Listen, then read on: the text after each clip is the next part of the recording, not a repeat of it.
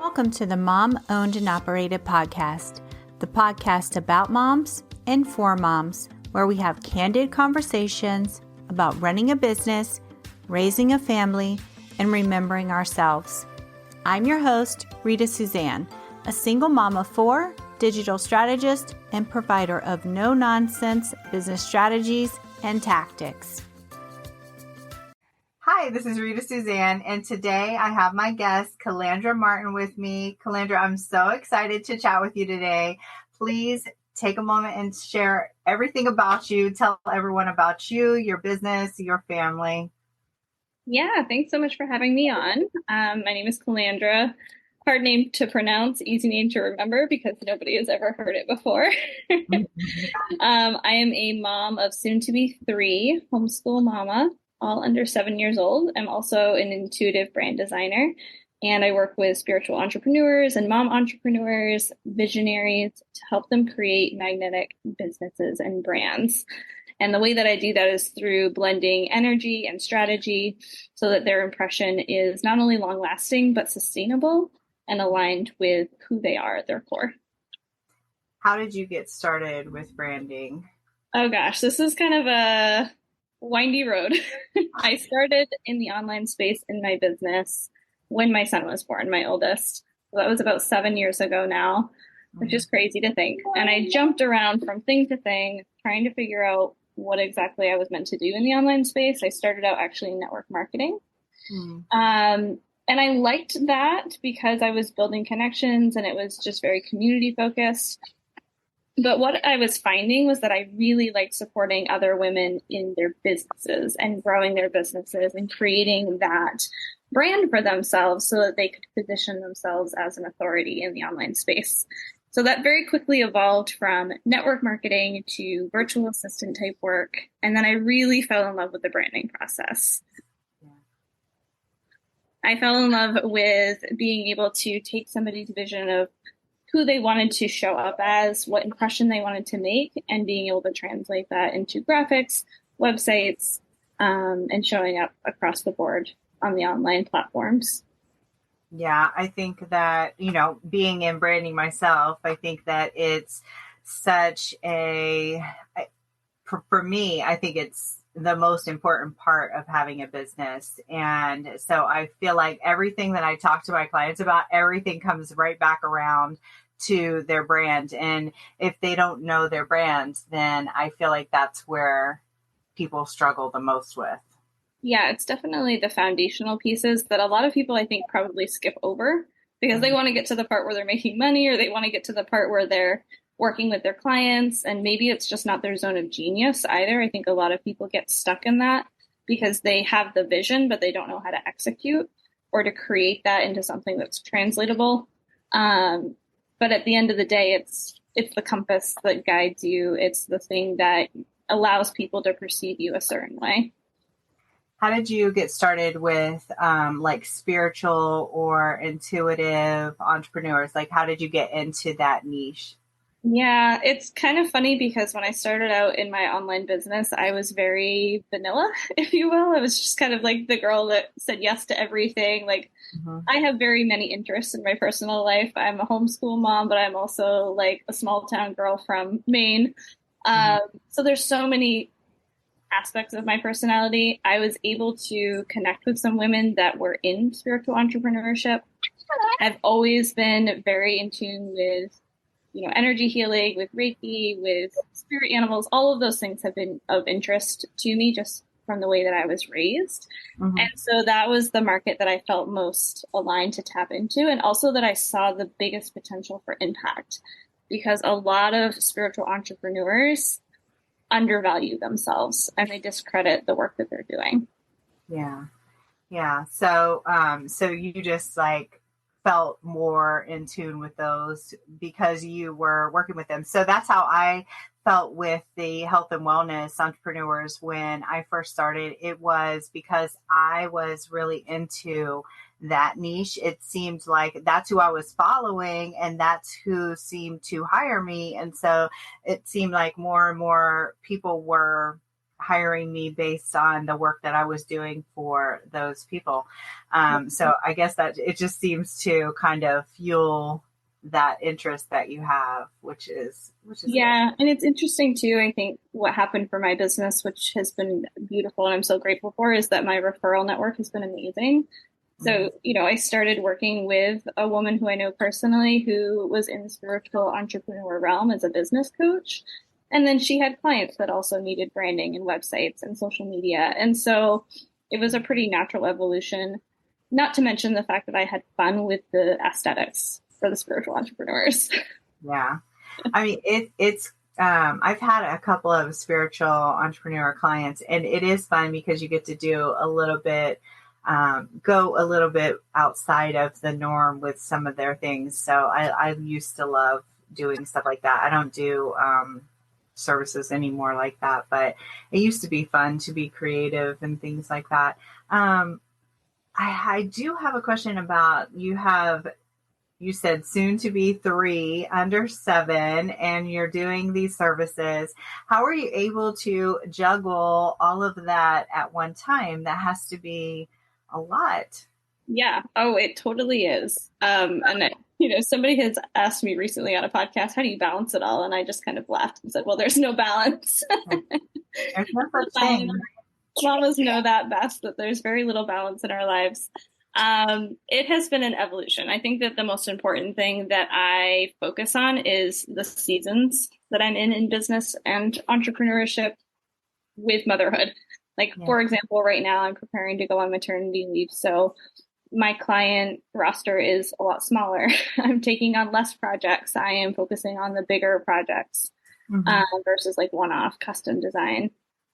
So it's really just figuring out where we're at, what my kids need from me most, how I want to feel in the present day on any given day, and also just really allowing myself to prioritize my schedule based off of that, my availability. And I think a big thing that I've had to learn over time is to set business boundaries, because it is so easy as an entrepreneur to just be all involved in it. But to be able to kind of step back and say, okay, these are the days that I'm working. These are the days that I take calls. I'm not available during this time, and really trying to stick to that as best as I can. Would you say that you've been able to create your business around your life, or have you done it the other way where you've kind of, structured your life around your business?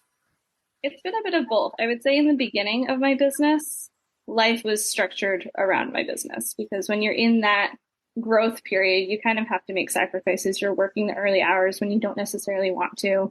And there's seasons of that now in my business as well, depending on what the income goals are, what clients need for support. But for the most part, I structure things, in my calendar. I have my Google Calendar set up with, here is life, kids, appointments, all the things. And then here's where I can squeeze business into that. And if I have to adjust what I'm doing in my business based off of that, that's usually the priority. You adjust the business versus your life. Yeah, for sure. I think that's the best way to do it. I remember when I started, my sons were 4 and 6, and I was definitely revolving my whole entire life around my business for many, many years until probably, I don't know, 2001, so 7 years in, I was still had been revolving my whole, until I stopped design, really, I had been revolving my life around my business. So I'm glad to see other people who are able to do it the other way around. It's definitely the way to do it, because do you do project based, or are you more like VIP days? How do you structure your work? Yeah, so this is still evolving, and like I said, it changes with the season. So right now, my biggest focus is on project-based. The way that I structure my packages, I have one package that is a 12-week experience.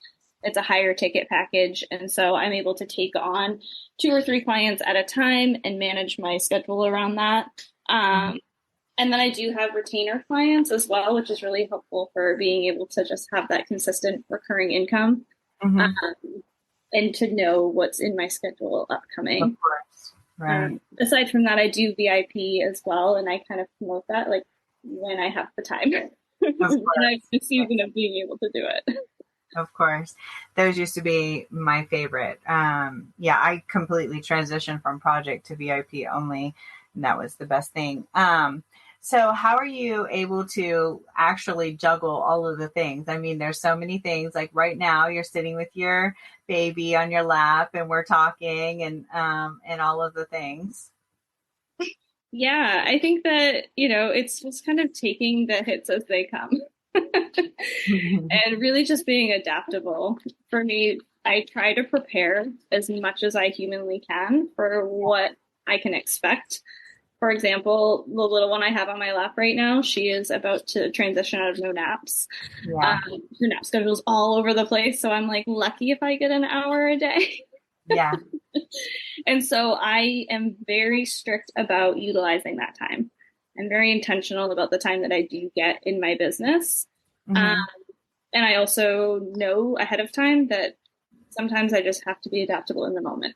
She was taking a nap 5, 10 minutes before this podcast. Of Would it course. have been nice for her to take a nap during the whole time? Probably, but that's not what we're doing. Exactly. And, as moms, we are adaptable and we just have to go with the flow, right? You just have to take it for Yep. what it is. Yep. Um, so if another mom was to come to you and say that she wanted to start her own business, what would you say to her?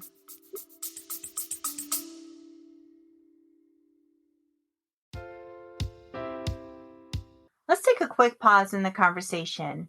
Are you a mom struggling to get your business the attention it deserves? Wish you had a reliable way to connect with customers seeking out your business?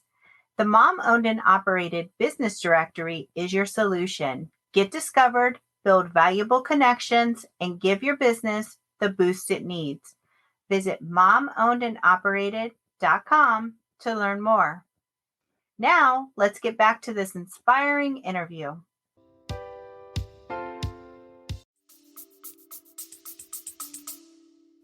Gosh, I think there's so much. I think that the biggest thing is really, and this is overplayed, but to understand why. Why do you want to start a business? Why are you committed to that? Because if you don't have a driving force behind it, it's going to be really hard to be consistent with showing up in the way that you need to be for your Mhm. business. I see a Yeah. lot of people with a big vision and they love the idea of it, but they don't love the nitty gritty or they don't have the capacity for it. So understanding why you want to have a business and also what you want that business to look like and feel like in combination with your lifestyle. Do you want to be working 3 hours a day? Do you want to be working 20 hours? Right. It's really hard to know in the beginning. I think ultimately people feel like they want to start a business to make money, right? Or for financial freedom. Usually what it is, it's for financial freedom or time freedom or both, right? But they don't realize that that comes, but only after a long period of a lot of hustle. And I think that people feel like if they quit their job, that a business is so much easier. But oftentimes what they've signed up for is something that, you're giving up a job that you're working 40 hours a week for something that you're working 80 hours a week to do. At least in the beginning, you're hustling super, super hard, especially to get things. At least for me, I had a lot to prove. I had to prove to everyone that I could do it. And that if I couldn't make any money, that I was going to have to go back and get a job like immediately. Yeah. Mm-hmm. Oh, Because yeah. we couldn't survive if I wasn't bringing in money. Yep. I had a very similar experience in the beginning of my business. I mean, I started my business literally simultaneously with my son being born. Yeah. There was no paid maternity leave. There was none of that. It was okay. In this time of feeding a newborn and figuring that out for the very first time, we're also going to figure out how to run a business online and had no idea. Was Um, that the network marketing or was that the branding part? it was network marketing at the time, but very quickly I realized if I was going to make the income that I needed and wanted to make, that I was going to need to charge for my own services outside of that Mm, because you have so much more freedom over what you're charging and how you're structuring things in that way. Yeah. But it definitely wasn't overnight. That Yeah. was not overnight. Like, okay, now I'm making six figures. Great. It's interesting when I first and I've talked about this before, when I first started thinking about starting a business, and I'm a big researcher, so I'm looking in all these different avenues, like what could I do, what could I be, and I read this book called the Bootstrap VA, and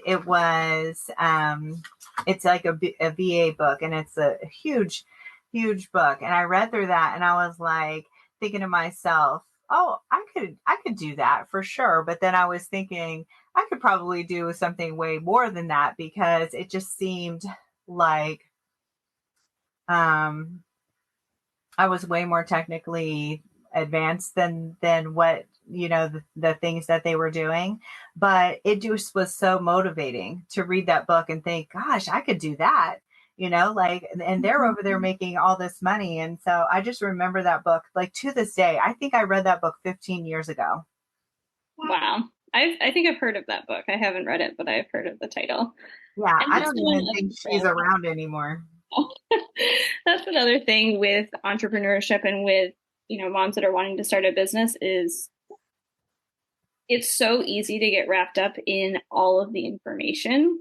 Mm-hmm. And I find that a lot of people will get stuck. And I know I did for years. That's why my business is not as progressed as it could be, for sure. Because I wasted months, years, so much time with shiny object syndrome trying to decide which path or which strategy was going to be the best, instead of really tapping into my own intuition and allowing myself to figure out, okay, does this really feel good and aligned for me to be doing, or should I be approaching this in a way that maybe makes more sense? For example, like the hot thing back in 2017 when I started my business was webinars. Mm-hmm. I'm not a person who hosts webinars, and I had to learn that the hard way. Well, you have to have an audience for some of these things. And I think that if somebody's promoting, doing a webinar or something like that, sometimes, like, yeah, you can get an audience by promoting a webinar. But if aren't promoting enough, or if you aren't running ads, or if you aren't doing all of the extra things, then it can feel like a waste of time also. But I get you, because maybe that strategy wasn't the right. And just because it's good for some people doesn't mean it's right for you. Right. Yeah, and I think that there's a lot of information out there, follow this strategy to make six figures overnight or whatever it might be. And that sounds great and flashy, but at the end of the day, going back to who you are, what you do, how you help people, like those are the pieces of your business that are going to, you really need to be able to recite those like it's your second language before you can start tapping into a strategy that works. Yeah, I think that one of the biggest things that people struggle with the most is messaging, and also like what makes them different, their differentiation. And I think that especially in a lot of cases with moms or women, they're comparing themselves to other people, and they're looking at this other person's credentials, and they're saying, oh my gosh, she's done XYZ, or she's, worked with this person, that person, this person.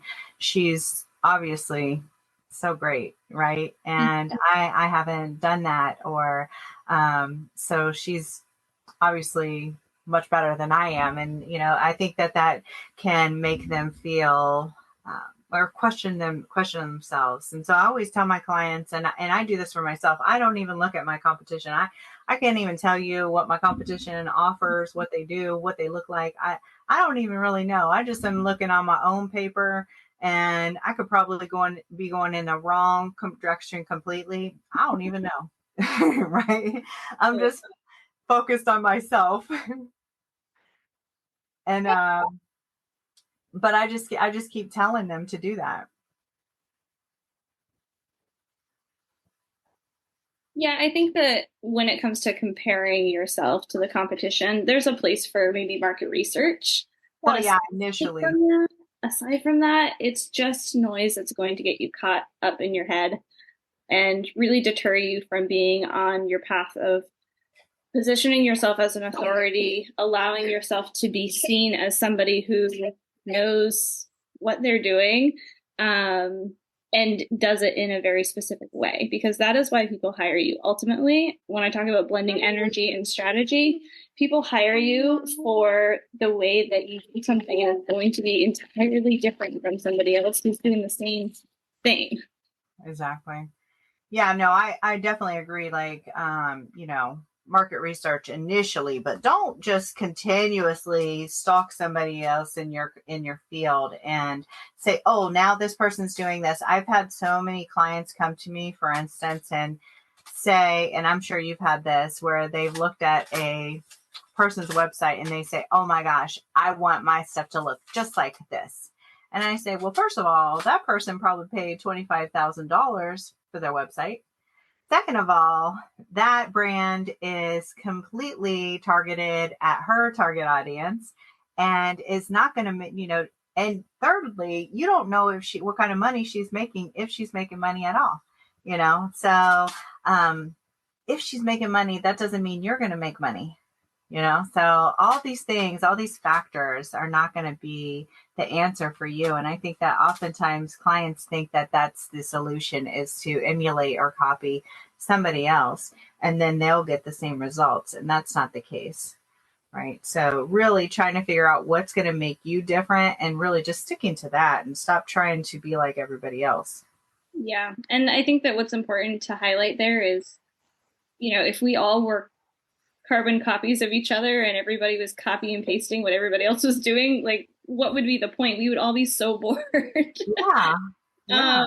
And I like to compare it to when you are shopping in the grocery store and you're going down the bread aisle, for example. There's hundreds of options, but you're going to choose something based off of whatever you value most.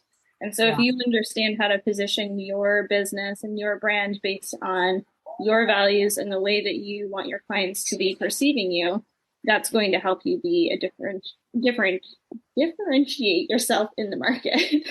I know, it's such a tongue twister. I always get that word, always makes me like double. For me to say that. I always second guess myself when I'm saying it. Okay, so my last question, because I know your little one she's getting a little bit frustrated with me. So my last question is, I always love to ask moms how they are remembering themselves. Like, as moms, we often are placing a lot into our families, our businesses, but we are often neglecting ourselves. So what are you doing for yourself? This is such a good question. I think right now I am in a season of really ramping that up before I go into newborn life. So this is not always the case, but right now I am making sure that I have an appointment set up for myself at least once a week. That's, maybe chiropractic appointment or a massage or a nail appointment. I'm getting my hair done next week. Like, just little things that pour into me. Yeah. So that when I am in business and when I am in motherhood and I'm hustling and I'm making all the things happen, I still have that time to reset. And I like to do that as well, just kind of on a day-to-day, like, self-care basis too. Like, the time that I take to get ready in the morning, that's my self-care me time. And not feeling like I have to rush that or feel guilty about it. I love it.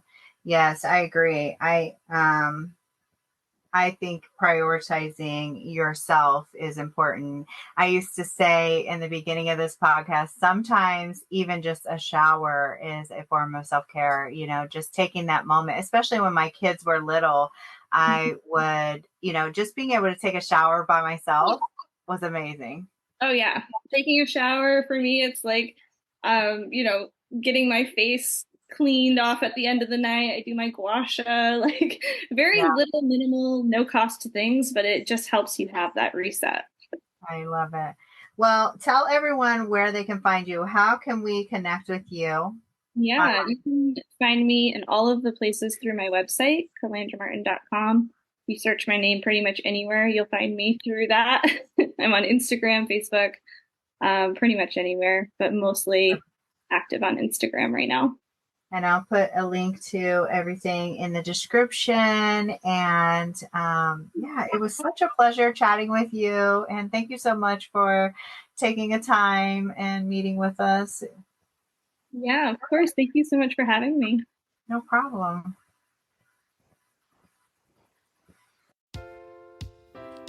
And there you have it. I want to encourage you to remember that being a mom who runs her own business is not easy. We all struggle, but just keep moving forward and don't forget to make time for yourself. As moms, we are usually the first thing to go to the bottom of the list. If your business is overwhelming you and you need real solutions, not just some sugar-coated suggestions, apply to work with me at ritasuzanne.com/apply.